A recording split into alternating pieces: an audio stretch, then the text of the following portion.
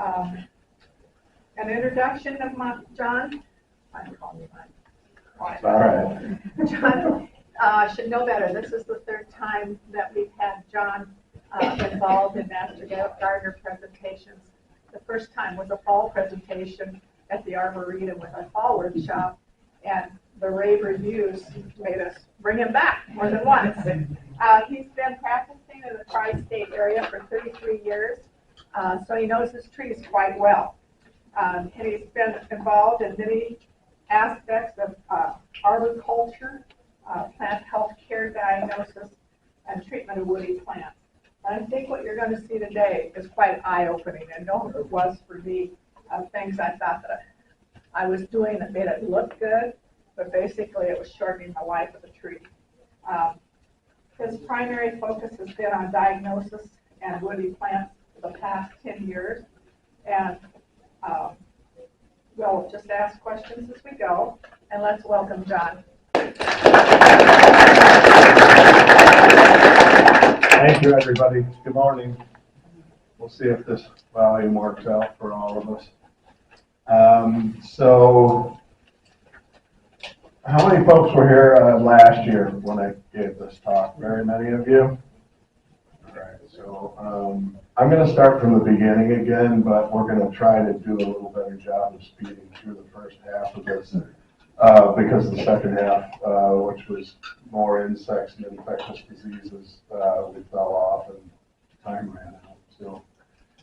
So what we'll do is just start here, and I'll start moving into things, and we'll talk about just a couple of different things about trees, planting them. We'll begin with some abiotic situations where the people are more responsible for what's going on rather than diseases and insects. So we'll start here. I guess I'll look at this one while you folks look at that. So yeah, if you look here, does that laser pointer work up there? Yeah. Okay, good. So you've probably all seen this, but you know the vascular system of a tree or a woody plant is all in the exterior of it. So all the vitals are right underneath the bark. Then if you mess with the section right underneath the bark, you'll mess with the health of the tree, right? Or any woody plant. So that's why it growing into a tree grate is, of course, not a great thing. So this right here is something I see pretty often, and this is likely due to, you see the bark's missing down here? That's weed whip damage, typically. And I see that quite a bit. So people don't know when they're doing yard trimming that they'll mow their yard and then do the trimming around the base of it. And oftentimes or rather lawn service companies will do it too.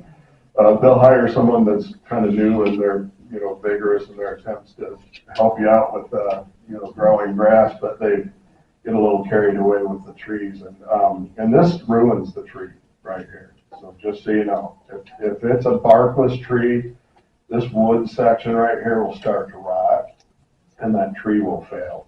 So, and if it's all the way around it, then there's no vascular system left for the tree to function. So it's all of its veins and its vital functions of things going north and south that it just ends. So it's basically like putting a tourniquet on it, if you want to think of it that way. So this is also mechanical damage. I said the last one was weed whip. This is more like a mower hitting a young tree.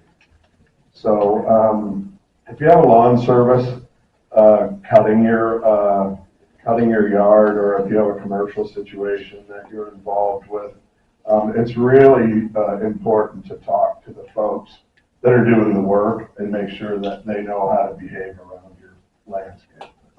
And this would be one of the reasons, because again, this may not have absolutely ruined this tree, but it could. So decay sets in right here, and if the tree isn't healthy enough, it won't heal over that spot and create calluses and enclose it so that there's no more decay that would take place inside that tree trunk. They're just like our skin. If you take bark away, it's kind of equivalent of us taking our skin away. So we'll get an infection, but they'll get a fungal infection that will start to decay. So that's another thing. We're answering questions as we go. So raise your hands. I'm happy to help. Okay, I was guilty, and I had an apple tree, and we had just gotten a new lawnmower, Mm-hmm. and it had the back. Yes, bar on and it, the safety and bar, I yeah. had hit one of the branches going Mhm. around the tree, Mhm. and it made a spot like, like Sure, marks on it. sure. Is there something I can put on? Will that hurt? Like It's not going to kill that tree, but it would help if you put something on it. Like we're using So the thing that you should all know about, it's called lac balsam. It's LAC balsam, BALSAM. And that's a good tree coating to put on. Now, it's not always necessary to put tree coats on. But certain trees like apple trees and oak trees can get diseases spread to them by having an open wound. So again, like if you trimmed a maple tree, generally you can just let it heal on its own without putting some sort of a wound dressing on it. But anything in the apple and pear families and anything in the oak families, you want to seal things up so that insects aren't attracted to them and spread things around. In the instance of oak trees, it's like oak wilt disease can be spread around, and you definitely don't want that. That's why you trim oak trees only in the winter time and not during the season that these insects are active. But you can spread fire blight, which is a bacterial disease in crab apples. And so having an open wound like that isn't good for those either. So you can sterilize things too with alcohol, and then you can put that on. So. Can you repeat the name of that? Yeah, lac, LAC, balsam, like a balsam for BALSAM. Did you have a question, Gene? Did somebody up front have it? I hit a tree accidentally and I wanted to know what to do, so thank you. Yeah, so you know what, lac balsam is a new product that's, or new to me anyway, that helps you, it protects the wood in such a way that the wood doesn't decay, and it gives the tree a chance to callus over top of the wound. So, and that's real important because what happens sometimes, especially in softer wooded trees, that exposed part of the wood right here, that naked wood, will start to decay. And sometimes it will decay faster than the tree can close that wound in, and then it creates a cavity. So whenever you look at trees and you say, well, there's a big hole right there, that's the reason. Something broke off and it wasn't allowed to close over that wound in time, and it creates that big hole. So decay fungus is a real thing, and it's definitely can be kind of tough. John, can you find that locally? Oh, I'm sorry, no, online. So, good question. You just can't paint with a water-based paint or something? You can actually. The lac balsam is to preserve the wood more than paint would, otherwise you use latex paint. Yeah. And Just should you wrap it? household latex. Should you wrap it then, or should just leave it alone with latex paint on Leave it alone. it? Okay. The thing is, with wounds, you want sunlight and air. You want them to dry because you're dealing with a fungus, right? The fungus is what's invading it, and what does fungus thrive on? Moisture. So you want to keep it as dry as possible. Yes. Mulch, keep the mower away from it. That's all I use, shredded bark. Yes. It doesn't, it's I'll shredded bark. show a picture of that Chips. coming up here. And trees naturally growing in a wooded area, so they were used to having leaf cover almost underneath them. Mm-hmm. They grow better if you don't have grass up to them, you don't have coated mulch. Sometimes even leaves work great for blowing, more goes around blowing back on the leaf underneath the tree. So it absorbs and conserves the moisture. That's right. Mulch is critical. I preach mulch, so it really is. It's your best friend because moisture is what your tree needs most consistently. That and light. So here's another one. If you follow that laser pointer, you can see what this is a newly planted tree or within several years. and they left the hardware on there that was used to support the tree. And remember, the vascular system is right underneath the bark, so this is a tourniquet. And, you know, if you're investing in trees and you kind of space out or forget that you've wrapped them up to support them initially, this could happen. So just remember to pull it off. I run into this all the time. Good luck in getting the fence post out. Yeah, yeah, down, especially down below, down where it goes into the base of it and the roots. Yeah, it can be rough. So, here's one where we start looking at at things that are being planted a little bit too deeply. So again, this is a human problem. It's not a problem in nature. It's things that we do. So here is an evergreen that has been planted, and it's planted too deeply, and you can tell that. I don't know if any of you know this or not, but it shouldn't look like a utility pole going into the ground, right? It should not look straight like a broomstick or something, and that should be your first cue. I always tell people, go into the woods and take lessons from the woods. You're not going to see a tree, or at least rarely ever see a tree in the woods that looks like a utility pole that was stuck in the ground. So try to mimic everything. We're just talking about the leaves and how mulching is important. And again, that's mimicking the woods, right? A natural situation. Remember that these trees didn't evolve in a nursery. They evolved in the woods. They evolved in nature. So you're trying to mimic, you know, what was around this tree typically in nature. So that helps you figure out how to take care of your stuff. And if you look at this, planted too deep, started to be exposed. People, you know, this is people doing this. It isn't nature or anything. So, and you can see some of these fibrous roots around here.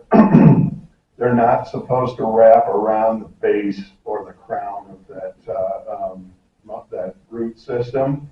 So they've been removed. You see this fuzzy stuff here? So they removed it so that you see basically what you see in the woods, and that's just a flared out root system that looks like a big anchor that's going into the ground, and it doesn't have anything wrapping around it. So that's what you should see. This is an example of a tree that at one point was buried too deep. See the root flare down here? You should actually see that. Every time you plant a tree, you should see the initiation of the root system like this. The reason this is moist is because they exposed it. They took all the dirt away. Somebody overfilled around this. This one probably wasn't a situation. It looks like it's probably a big tree. So they didn't plant it too deeply. Perhaps what they did was some excavation and ended up burying it. And that happens too when you build new houses. Don't expect the contractors or the people doing the earthwork or anything like that to understand your landscape or the nature of woody plants, because that's not what their job is. And if you say, this oak tree is critical to me, I'm going to put my new house right here, and this oak tree is the most important part of my new landscape, and you don't talk to the contractors about that, and you don't yourself learn what to do and how to advocate for yourself and for the tree, then you might end up in trouble. I consult on that sort of thing all the time. Yes? That almost looks like it was volcano mulch, is what I call volcano. It does. I'll show one of those later too. But that is also the result of volcano mulching. It does the same thing as burying it too. All right, so this is another common thing. So that you will find this on a lot of maples around here. This looks like it's probably a sugar maple, this particular one, but all thin barked.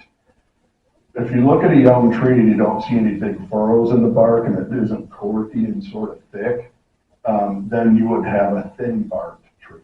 And crab apples and maple trees fall into that. So when they're young, the bark is really smooth, right? We've all seen that.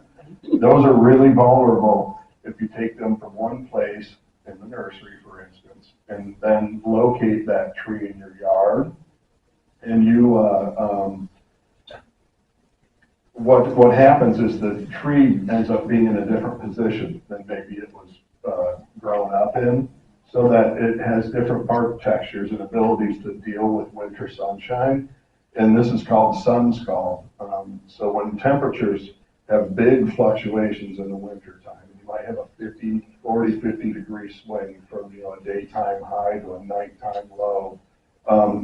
What ends up happening is you end up killing tissue where the sun hits the tree. So it's always south and southwest kind of facing, because it's how the winter sun warms up and beats on the side of that tree trunk.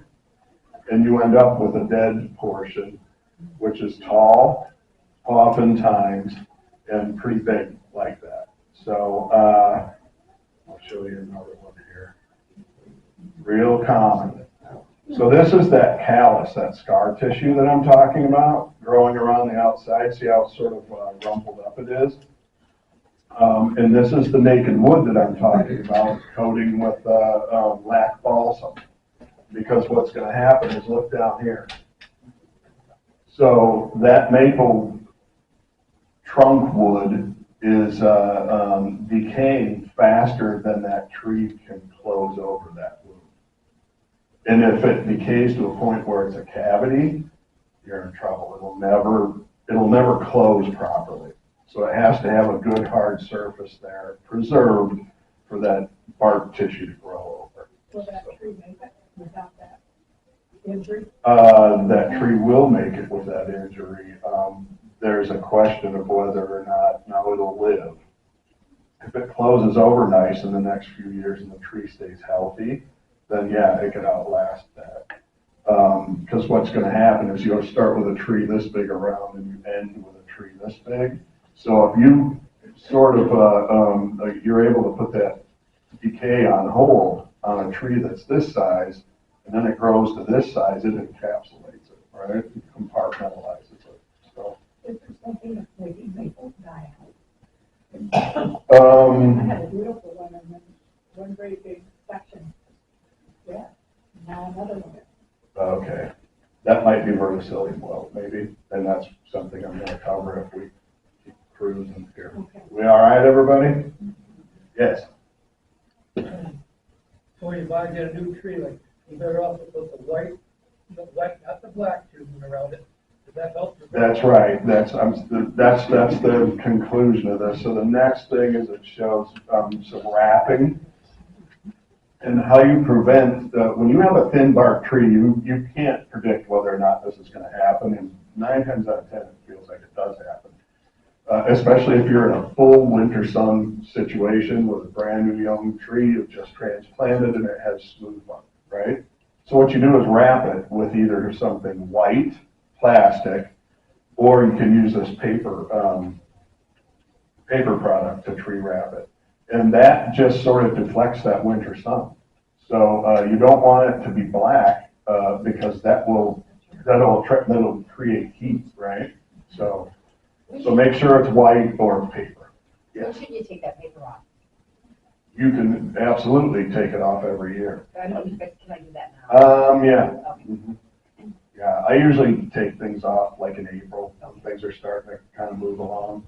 But really, you're protecting that from, so the big deep freezes, when those are going to be over, you think maybe April, right? You don't want to look at the paper anymore, and your landscape's starting to grow, and it's a good time to do that.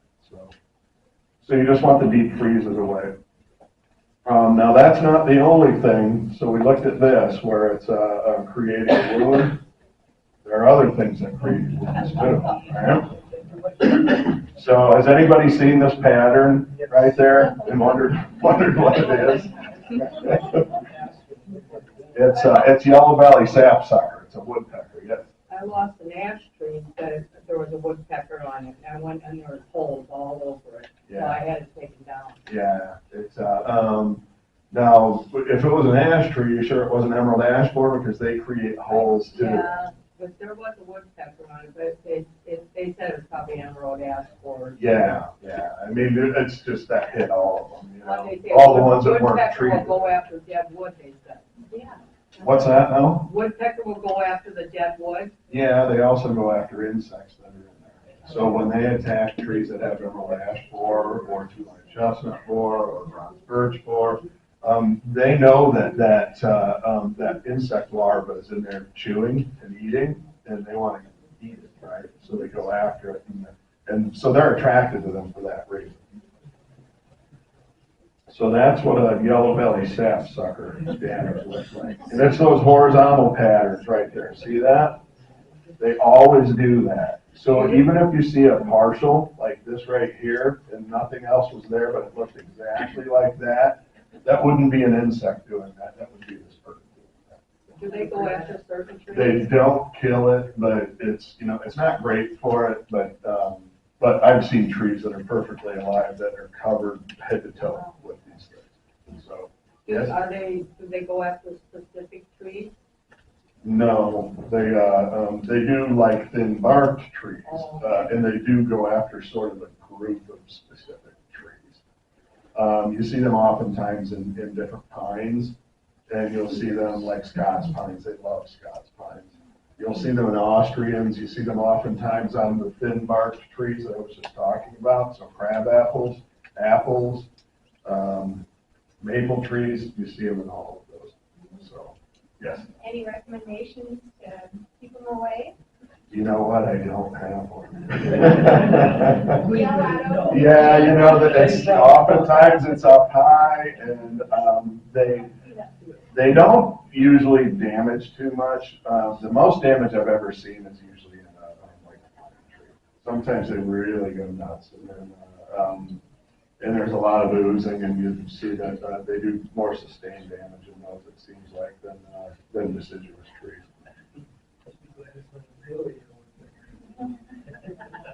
Okay, so this will sort of bring home the little situation I was talking about where wounds can't close, all right?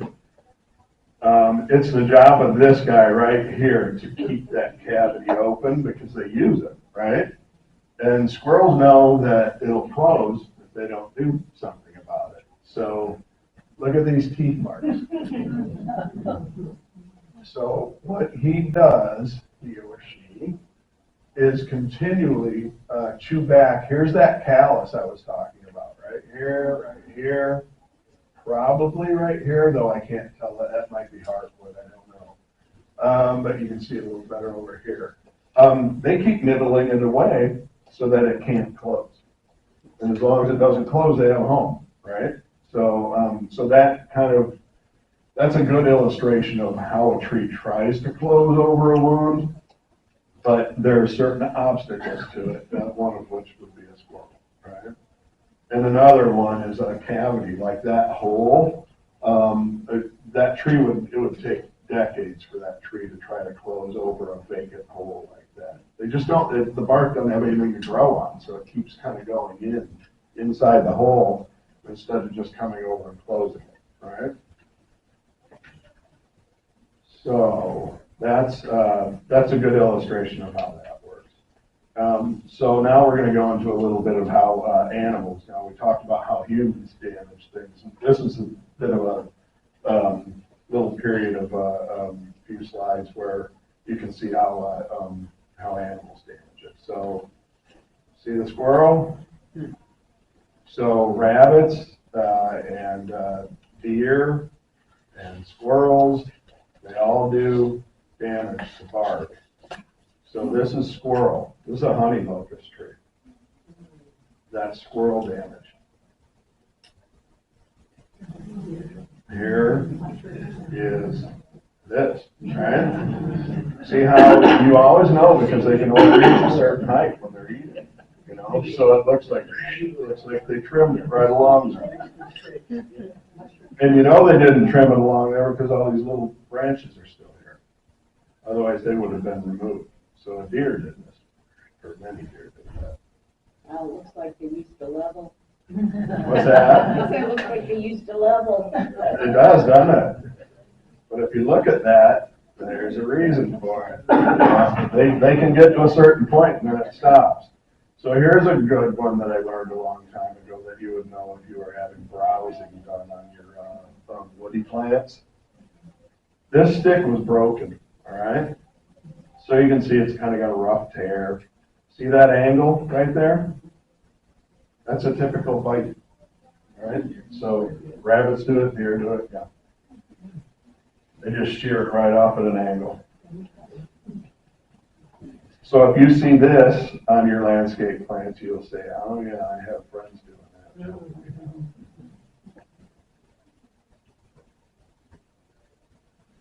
So, we know what that is, right? Okay. Do you remember then what that big star looked like from Sun Skull? I showed you it was, again, kind of a thin-barked tree, right? Deer like these thin-barked trees also. So all the way up and down, this deer did an antler rub on here. So it ends up creating the same kind of wound or a similar kind of wound to the sun skull. Sun skull is a little bit more perfect because it's just where the sun's hitting that tree trunk at that time during the winter, whereas deer rubbing them is more random and it tends to be rougher looking, right? So you can distinguish between those two things, though they're similar and the damage that results is similar. You can learn at least which one of these things did it, you know. So always look for some sort of a rough, scabby situation where the tree, where the deer. John, Yes. is there a time when a tree reaches a certain girth that the deer don't like to run? Yeah, I would say that I've seen deer rub trees up to about 8 inches in diameter, I think, which is a pretty good sized young landscape tree. This is a fun thing. I take my tomato cages and tie on the bottom of my trees, Mm-hmm. and it prevents it. Yeah. You know, you can even put just posts without wrapping it with fences. Right. You can even put posts to discourage them from going in there. But they do a lot of damage. But just tying a tomato cage. Yes. I had a tree, it was one December, and every time I came home, there was like a couple deer underneath that tree. It was a flowering tree. Mm-hmm. They removed all the bark from the tree. Yeah, they were hungry. Yeah. Yeah. So it's like, But if you think about bark, you know, it's green underneath of it. It's nutritious, right? There's sugars in there. So, you know, when they're hungry, that's what they do in the wintertime. Yes. so will I lose that tree? I'm sorry? Will I lose that tree? Not necessarily. It depends on how much of the bark is missing. It took it all. Then, yeah. But it's like the last couple of years, it keeps blossoming. So I don't know. Well, it must not have taken it all. Rarely, but every once in a while, I'll see a tree survive that has just been completely debarked. I saw a sycamore tree one time that got struck by lightning, and it took the bark around the entire tree, blew it everywhere. That tree leafed out for like 3 years after that. I couldn't believe it, but you know, eventually it died. It didn't have enough resources to keep going. So probably gonna die, but you know, Eventually. yeah, if they girdle it, which is what you call it, if they take the bark all the way around, then yeah, it's gonna die. Yes? I was told by the conservation, Prescott, works for the Butte County, Yeah? they found out, somebody told them, they take half of tree rod, Cooper Smith, and use that instead of steel pole, because they figure if they're running rough, must be such a rough surface that they can't handle the damage it do to their young animals. Oh, sure, yeah. Another thing, I put double cones around the white ones, then I put a tool over top, because I wear the bucket go, so they all fly off. Sure. I tie them with nylon ties together, Right, so it makes one big massive one. okay. Anything you can do to obstruct them, right? You know, that's the thing, is that they'll ruin things. That's right.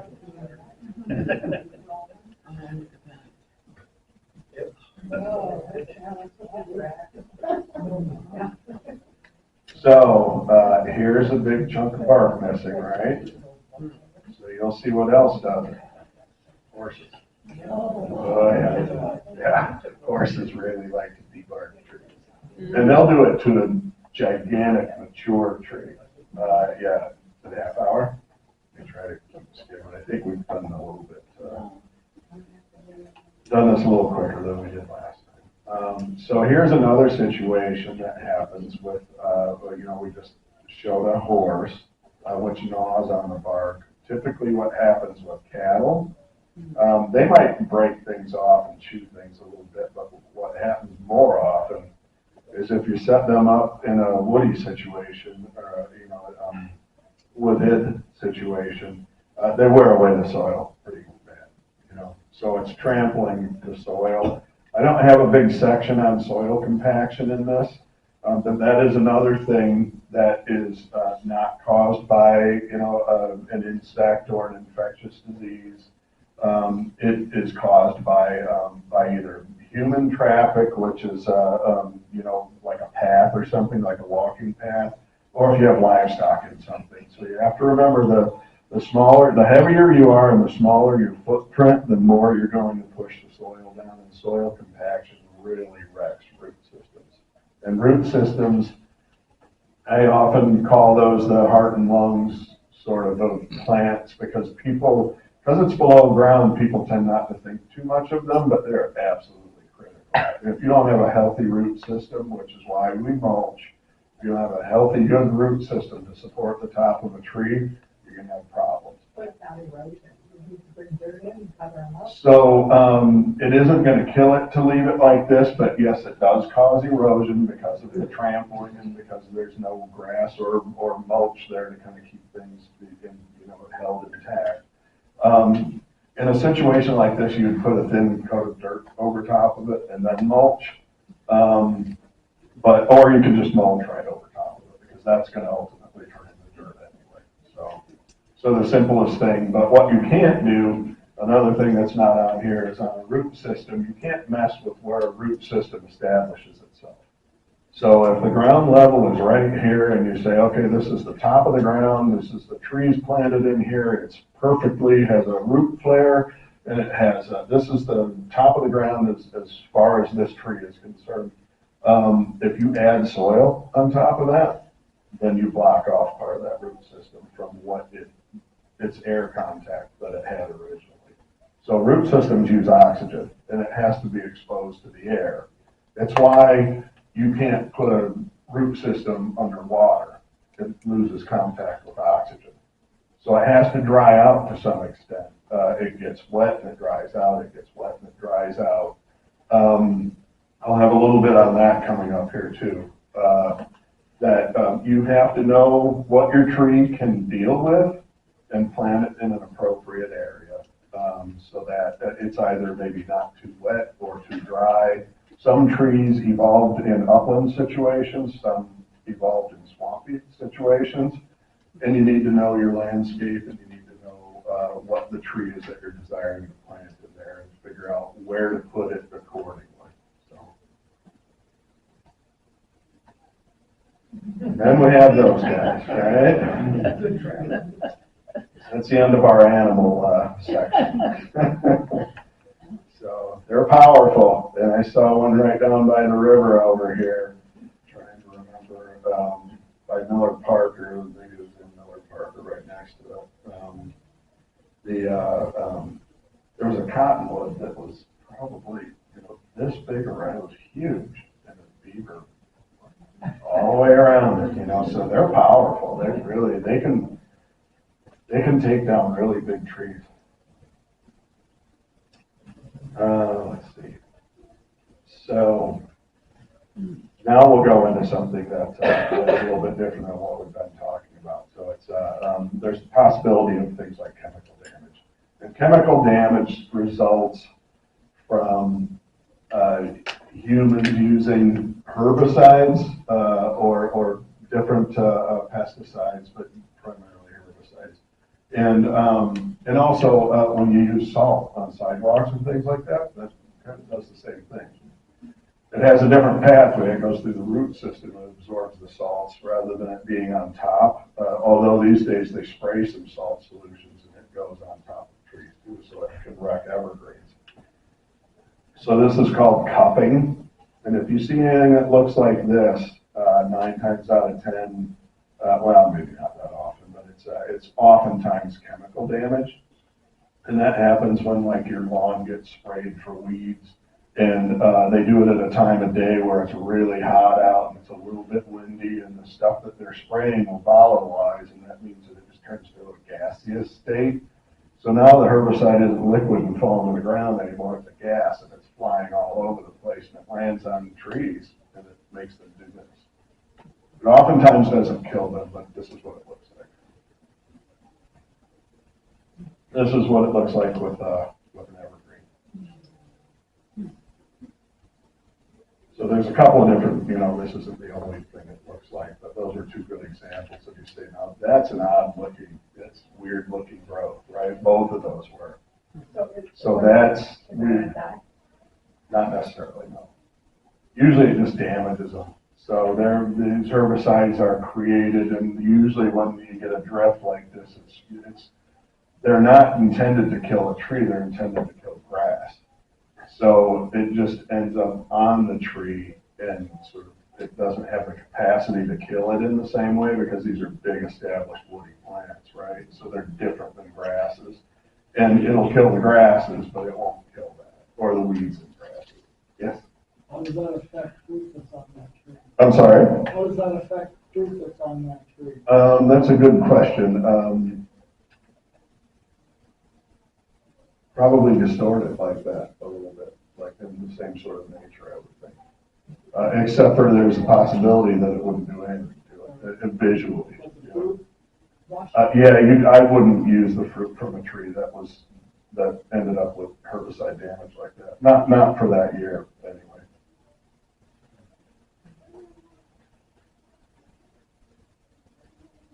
So, here's another human thing. So this is a good example of how root systems grow in the ground.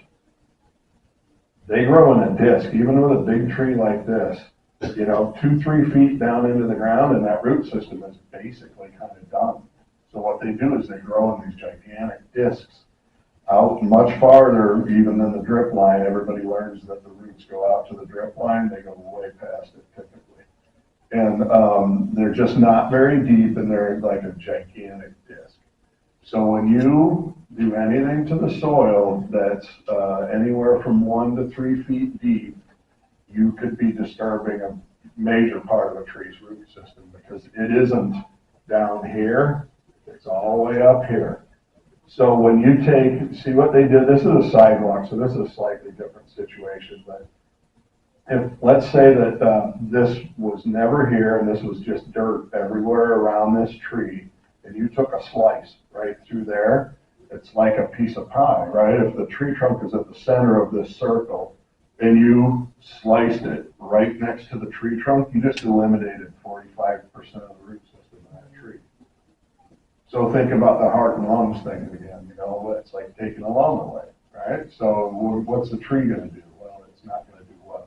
So when you see situations like this, there's over excavating, or they don't give a tree proper space to grow, or you look at city trees and wonder why they don't last 150 years. It's because of things like this. They don't have the proper space to accommodate their root systems. And if you don't have a big root system, you don't have a healthy tree. Yes? So what do you do if I have a great big huge tree in my front yard, and I have it mulched way far out, but the root system is going out into the lawn. I see roots coming out into the lawn, and that's where I'm cutting the lawn. Okay, I'm damaging one of those roots when I'm going over it with a lawnmower. Right. What would you suggest to do? Well, those are difficult situations that are common, though. And usually the reason that's happening is because you probably have rocky soil or really not such great soil. How old's your house? How old is the lawn that this is in? 28 years old. Yeah. So, 100 years ago, they didn't use bulldozers and excavators to build houses, right?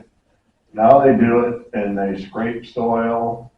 They scrape the topsoil off. They run over them with, the soil with tractors and compact it, so it changes the complexion of the soil profile completely. And then we plant trees in it, right? That's when you end up with things like that, because the roots are trying to find the path of least resistance so they can continue to grow. Their goal isn't to come up and grow on top of the ground. Like a cypress knee, the goal of that is to stick out of the ground. But tree roots generally, they're only up there because they don't have a good path to follow. So you have to say, okay, well, cover you up a little bit. I usually tell people just mulch over top of it. Otherwise, that's why I said it's a tough situation. You don't always want to cut roots just because they're above ground. So it's the nature of your ground. What does it mean when you start getting a girdle around the bottom of the tree? I should have that coming up in here, but girdling roots are things that need to be removed. I was told just to snip it so it don't keep girdling. Yes. So here, I should have one coming up here pretty quick. So there is a trench right next to a tree trunk, right? That ruined a lot of that tree's root system. So you can't have a mature tree, this never happened to it, and boom, it happened to it. That's like someone saying, well, I'm just gonna take one of your lumps, you know? And so they have a rough time recovering from it. This is another thing that we do that is a cultural thing that is not necessarily good for but what it ends up doing is it's what's considered an improper pruning technique, and where these blunt cuts are right here, they have a very hard time closing over. Remember I was talking about wounds closing over? They become hollow before they can close over, and they end up really weak, so you'll get some adventitious growth, like a big branch coming off of where it got cut originally, and that cut spot will become hollow and decay to the point where the whole thing breaks off, because now it has this big piece of branch coming out of a hollow section, and it makes for a real weak situation. The wind blows, these things crack, and they end up very weak from it. It doesn't mean you can't do it, and they do something in Europe called pollarding, which looks a little bit more like this. But they do it every single year. So you can't do a job like this and then say, I'm not going to do it again for 25 years, because if you wait 5 to 10 years, you're going to have hollow spots on all of these areas up here. And then the trees often break at that point. So here is another way that I have a girdling root coming up, so we'll look at that in a sec. Has anybody ever seen this condition? Right there. See that? If you look closely, this is bark, that black area, and that bark was squished right in here.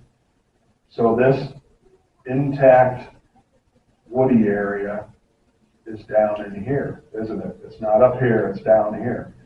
So when the wind starts blowing, these things don't have a good attachment because of this. It's considered a weak attachment. This one down here would be a good attachment because it's like a branch coming straight out the side of a tree trunk. So I often get asked the question with oak trees, isn't that branch going to break on that big oak tree because it's sticking straight out the side of it? That is actually a really powerful way for a branch to be attached. And that tree grew that way, so it's accustomed to that, right? It's like it can support that. These trees, which are typically landscape trees that from the nursery, that have this problem. They don't often have this in nature. I mean, they do, but not anywhere near the same amount of incidence that they are in landscape plants. So that should have been pruned out? That should have been pruned. So you want a central leader, you would have to pick this one right here, and you subordinate these other ones so that you end up with something that looks more like a pine tree with one central leader. And they have to do that for a certain portion of their young life in order to establish a good solid trunk. So that's what, I don't know if anybody went to the pruning section, but that should have been something probably covered in that, or at least could have been covered in that.